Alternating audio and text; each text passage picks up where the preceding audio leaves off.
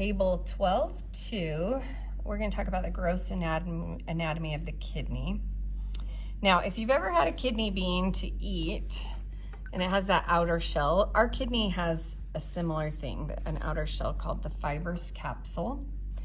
And then we have a renal cortex. Now, the cortex is this outer portion of the kidney.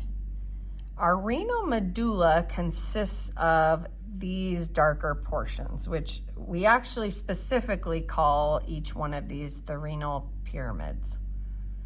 And the renal pyramids are what make up our renal medulla.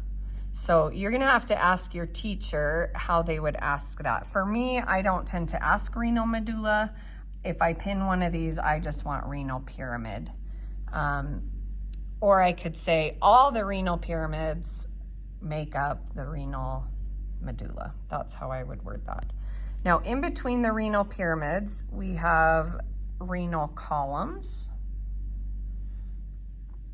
And then this little point that comes in from a renal pyramid is a renal papilla. Looks like a little nipple poking in right there. That's our renal papilla. And then one of these guys we would call a minor calyx, this opening from one. And then if we have two that join together, we would call that a major calyx.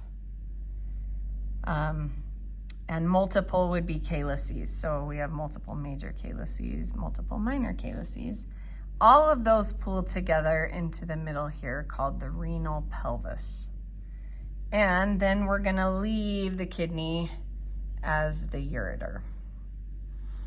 Now, we have a renal lobe, and the lobe would consist of, if I cut all the way out this way, in between a pyramid, this would be considered a renal lobe, one of them. And then coming into the kidney, you should already know these, but we have renal artery, and leaving we have renal vein.